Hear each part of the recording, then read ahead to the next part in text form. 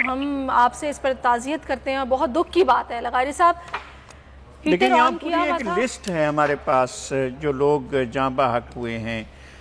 کتنی دردناک بات ہے کہ بولان گاڑی میں عمر 27 سال زاہد والظہور.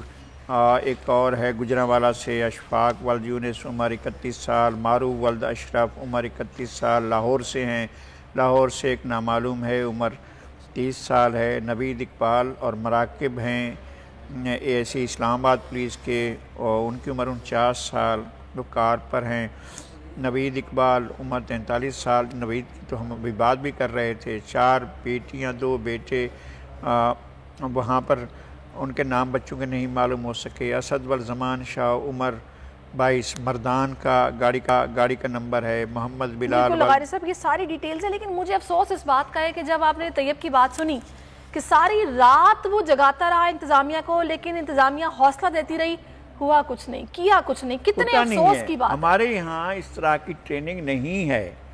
ہمارے ہاں جو ڈیولپ کی تھی جناب چودھری پرویز الہی نے 1122 وہ ایک حد تک کام کر سکتی ہے. ایک خاص طور پر خاص حالات میں وہ میدانی علاقوں میں پہنچ سکتی ہے, فوری پہنچ سکتی ہے.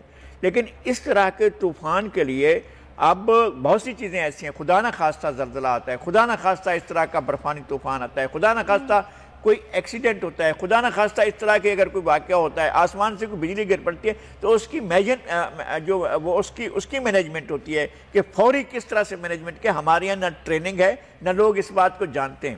ہم نے ڈیزاسٹر مینجمنٹ کے بہت سے ادارے بھی بنا رکھے ہیں اور کروڑوں اربوں روپے کے فنڈز بھی ہوتے ہیں, لیکن ان چیزوں پر توجہ نہیں دی جاتی ہے کہ اگر ایسی صورتحال پیدا ہو تو کیسے کرنا چاہیے, کیسے اس سے نمٹنا چاہیے. دنیا بھی اس طرح کی صورتحال سے نمٹتی ہے لیکن ہمارے یہاں لوگوں کو اس طرح کی تربیت نہیں دی جاتی ہے, لوگوں کو پتہ نہیں ہوتا ہے.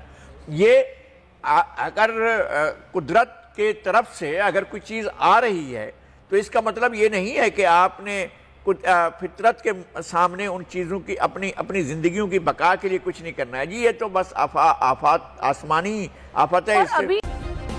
سبسکرائب کریں اور بیل دبائیں تاکہ کوئی خبر رہ نہ جائے.